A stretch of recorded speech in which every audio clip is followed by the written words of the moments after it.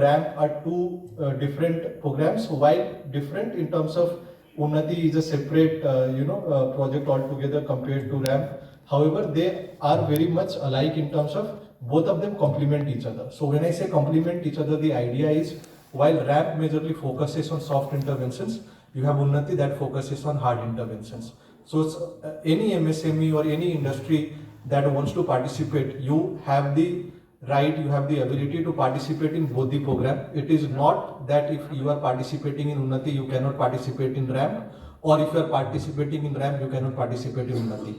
No such thing. You can very well participate in both these programs by the government, and you can avail the benefits from both the programs. And they are both being done here in Manipur through Industries Department and Medidco by Grant Thornton. So that coherence is also there in terms of us supporting you with both ramp and Unnati program, both soft and hard interventions. So we have our team over here, and you can always reach out to them for any support you require. Now, when we start, what is ramp? The next slide. So we have had discussions on this.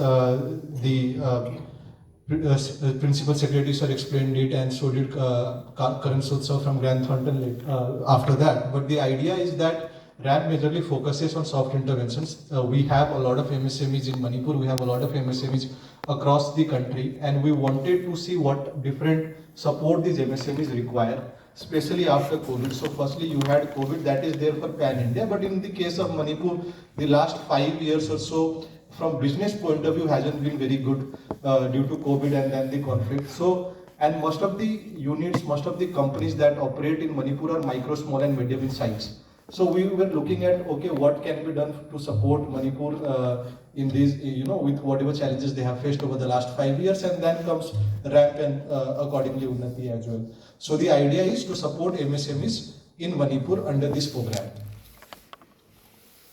Now these are the 6 different DLIs, we call them DLIs. So these are where the overall support will be provided. Now, while these are one single term, it covers a broader sections of things. And as long as whatever support you require fits this, we'll be moving ahead with whatever support we can provide. So we are talking about, the MSMEs agendas. We are talking about MSME champion scheme. So MSMEs for if you have availed any MSME scheme, one of the major schemes is the MSME champion scheme. I'll explain that in detail later, but the idea is RAMP basically is a upper version of that. It includes everything that was there in this scheme as part of the RAMP program and more. We are also looking at CGT MSc in terms of the credit. We talked about credit guarantee and we talked about financial support that is required for the MSME. So that is there. Greening incentives is there in terms of what green initiatives can the MSME take up. There is the central and state collaboration in terms of the central MSME schemes and the state MSME schemes, and how they can all come together as part of the overall RAMP program. We have talked about finances, allot finances to MSMEs, and we have talked about delayed payment in the sense that MSMEs usually have this issue of delayed payment when they basically sell something. In terms of receiving payment, there is usually problems that they faced over there. So what can be done in order to tackle those problems? So these are the broader terms on the basis of which this program has been designed. Going forward, I'll give you a detail of what are the things we'll be covering.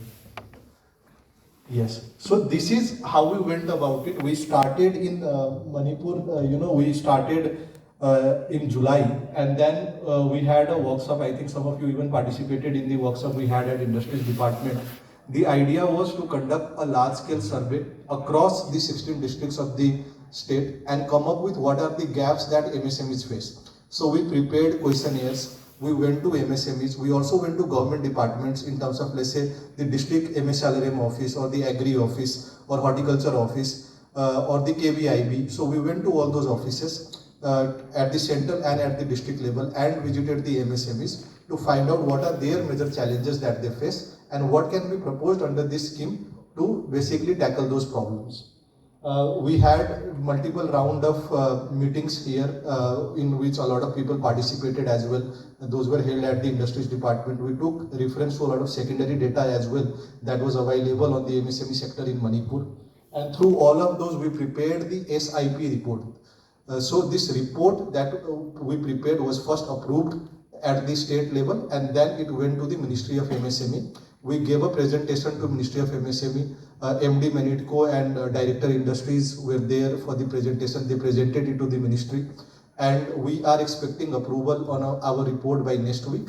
After that, the implementation stage will start. Next.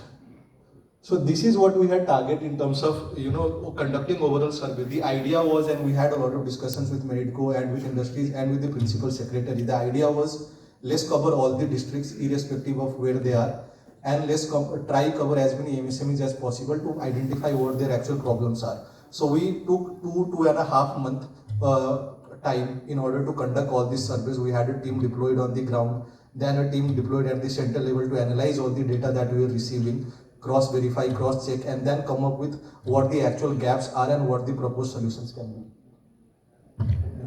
This is in terms of, you can see what are the different things that we covered. So we had a target for like micro enterprises. We had a target of 715 enterprises. We ended up covering 796.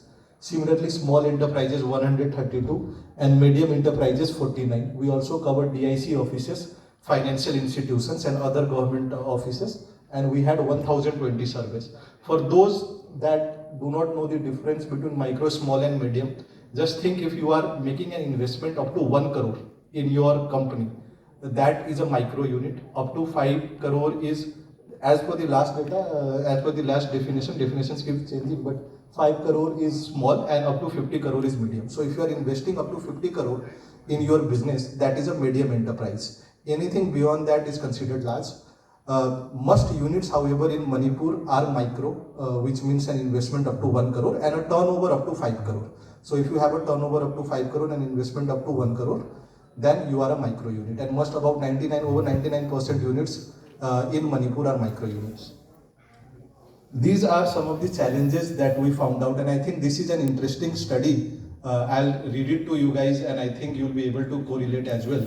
These are our findings. So if you look at our findings, we talked about Udyam registration. So for a micro, small and medium enterprise, having Udyam registration is like us having Aadhaar card. Or as previously Karan sir mentioned, it's like a driver having a driving license. So without Udyam registration, it is very difficult to avail any government support. So we looked at how many MSMEs actually has Udyam registration, and we came to know it was about 47% MSMEs. Again, when we say 47, this is as per the last data that we received. The data was that there are 1.8 lakh MSMEs in Manipur. However, the last national survey of MSMEs was conducted back in 2014-15. So you can imagine that if 10 years ago there were 1.8 lakh MSMEs, then right now the number of MSMEs will easily be over 2.5 lakh. So in 2.5 lakh MSMEs, right now we have about 73,000 that are Udyam registered. So a lot of scope in terms of increasing Udyam drive and ensuring that all the other MSMEs that are left out can go and get their Udyam registrations done. Then if you look at others, branding was another thing. So we talk about made in Manipur. Like if you go to all these North India, for example, or South India, people are very interested in terms of something made in Northeast India. And this is where a state like Assam or a state like Sikkim and even Meghalaya has capitalized a lot on it. Something that is made in Sikkim, in Gangtok, or something that comes from the gardens of Assam or from the hills of Meghalaya. That market is huge. But in terms of Manipur, if you look at Manipur, in terms of the over 1,000 MSMEs that we surveyed, only 5% had any branding. So most of it is open, and it is very difficult to say, okay, this is actually something that is from Manipur. So that is another thing that we looked at. And over 92% of MSMEs have never engaged in any trade fair. Never have they ever participated in a trade fair. Never have they ever participated in a buyer seller meet. They have never gone out of the state to participate in any exposure visits.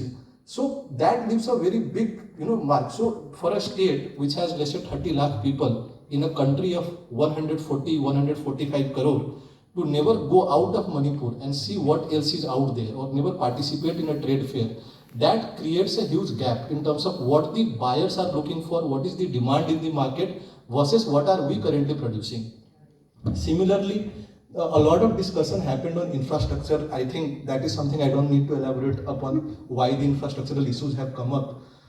Transportation was another major issue. Transportation and sales. So if you look at the data, only 2.26% of MSMEs have assets across India in terms of selling across India. We went to the MSMEs that we surveyed and we said, do you sell outside Manipur? And only 2.26% MSMEs said, yes, we sell outside Manipur. Everyone else sold within the state. And you can imagine, for a state with a population of 30 lakh, how much business can you actually generate, or how much market demand can you actually generate within the state, and not tapping into the entire country, and another 145 crore people lives out a very big opportunity for the state of Manipur and the MSMEs that work here. And it was even less when we talked about selling outside the country. 2.26% said we sell outside Manipur, but only 0.28% said we sell outside India. So huge gap in terms of what can be targeted. And if you look at the other data, 40% MSMEs as per the survey, and 50% are women owned. So this is something the Chief Minister talked about. And this is something in terms, we have been talking about what are the challenges in terms of, low exports outside the state or outside the country, low Udyam registration. But among all those, one great finding was that 47% workforce in the MSME sector in Manipur are women, and over 50%, in fact 50.26 something percent MSMEs are women owned. The only state in the entire country with over 50% women owned MSMEs. And that is not even slightly, but with a huge difference and a huge gap between Manipur and any other state in the country. In fact, if you look at Assam's data, I'm talking about a fellow northeastern state, women-owned MSMEs is about 7.5%. So 7.5% in Assam, 50+% in Manipur. That is something that Manipur really needs to tap into and bring to the forefront. Because, for example, think about Sikkim, how they brought organic to the forefront, and every person in the country is talking about. So Manipur also has something to bring to the forefront in terms of women-owned and women-participated MSMEs and women-produced products. Again, if you look at the last data, 90% of MSMEs struggle to find skilled local workforce. Now, when I talk about local workforce, I am talking about people who belong to Manipur. Because local workforce are not as skilled, people have to come from other states and do the work because people here are unable to do it. So one of the things that came up was training in terms of providing training and capacity building to the local workforce for the local youth and the local population to participate and be part of these MSMEs. So let's say somebody opens a company. It could have a turnover of, let's say, 5 crore and investment of 1 crore. It's a micro unit. But even a micro unit has the capability of, let's say, deploying 10 to 15 resources. Now, if those 10 to 15 resources are local, that provides employment opportunity. One micro unit provides employment opportunity to about 15 people or 20 people. Now, you imagine 2.5 lakh MSMEs. That provides 2.5 lakh into even 10 people is 25 lakh in a population of 30 lakh, but you also have children below the age of 18. So the entire population is covered in terms of employment opportunities through only MSMEs. We are not even talking about the agriculture sector or the large scale units or anything like that. So a state that can have 100% employment easily. Next. Again, there was a lot of discussion on credit, a lot of discussion on finance. Now, 66% of the MSMEs struggle to obtain credit due to ongoing loans, delayed payment, and lack of collateral. A lot of this discussion also came up during the UNNATI discussion. So we went to the bank and we had the data collected. Now, Manipur has 1,880 crore outstanding loan. That is huge. For a state of this size. Now why? And those loans are taken by 52,000 MSMEs. So 52,000 MSMEs, 1,880 crore outstanding loan. So the average loan size is 3.6 lakh rupees per MSME. Now, why is there delayed payment? Everybody understands why there is delayed payment in the context of Manipur. The business in the last 5 years, from the start of COVID 2020 March till now, has been very poor. due to both the reasons, first the COVID and then the conflict. So repayment of loan has become a challenge. So what can be done to support that? Right. Similarly, we talked about homestays. So see, Manipur was a state that was really picking up in tourism. You can see even today the likes of Sikkim and Gangtok and even Cherrapunji in Meghalaya, and the tourism that has started coming. Northeast India today is no longer, for a North Indian. Like for example, I come from the north part of India. There was a time when people used to think Northeast India, kyun jana hai? It will be difficult. Where will we stay? Where will we go? How will we travel? That is no longer the case. People come to Northeast India in very large numbers, and all the states during festival seasons are packed. Right? Manipur was also picking up, but now because of the conflict, the tourism sector in Manipur has gone down, and a lot of MSMEs are directly dependent on tourism. You think about a shopkeeper or you think about a homestay. These are all dependent on tourism. And Manipur was a state with, or even is, for now, it is a state with very high potential in tourism. So we looked at, okay, what can be done for the homestays in this state? Again, solutions are there. We'll provide you the solutions as well. Then we talked about, today, for example, we had this session on two government schemes, UNNATI and RAMP. So we went to the people and we simply asked them a simple question. Are you aware of any government scheme that supports you? That could be the central scheme, it could be the state scheme. And 87% people were not aware of any government scheme. That is a huge gap.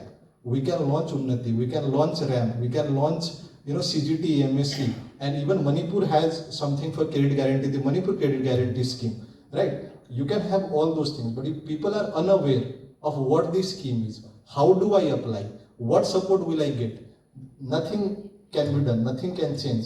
There was a huge discussion even when the CM and Principal Secretary and Chief Secretary mentioned that whatever the budget was allocated was also not utilized. So we are not talking about utilizing anything beyond the budget, but even the budget allocated is not utilized. The reason is because people are not aware, and that awareness needs to be increased. A lot of discussion on delayed payment. 70% MSMEs faced problem with delayed payment. Now what happens is that the ministry has this rule that when an MSME sells their product, they have to receive payment within 45 days. But a lot of time that does not happen. When that does not happen, people keep requesting, please de do, when will you give us our money? Right? People do not know where to go to or what to do. There are measures to tackle that. There is MSME Samadhan, which is a government portal, a government scheme that supports with delayed payment, but people are not aware of that. There is the trades, TREDS, trade receivable, in terms of what can we do if we are facing cash crunch, money related issue, but people are not aware of that. So support is required with all these interventions in supporting the MSMEs. Same again, a lot of discussion on research and development. Manipur is lacking behind in research and development in comparison to other states. We are prominently dependent on the agri-related part of MSMEs, which is a good thing in a lot of ways because that gives a competitive advantage in what is local. But at the same time, what is the roadmap for the next 5 years? Or what is the roadmap for the next 10 years? What are the new sectors that Manipur wants to target? Those discussions are missing. You may have heard about Tata's entry in Assam, semiconductor and things like those. So something similar for Manipur, like what is the next 10 years plan in terms of where do you want to go from here? That is something that is lacking. Road connectivity, again, road connectivity, power supply, these were some of the most common issues that came up. People talked about issues with road connectivity, people talked about power related issues, especially in rural areas with power cuts, and what can be proposed under the solution. People talked about support with sales and marketing, with branding. So these are the overall finding that we came up with. Now whatever we have proposed are dependent on these findings. So again, just elaborating on that in terms of what the major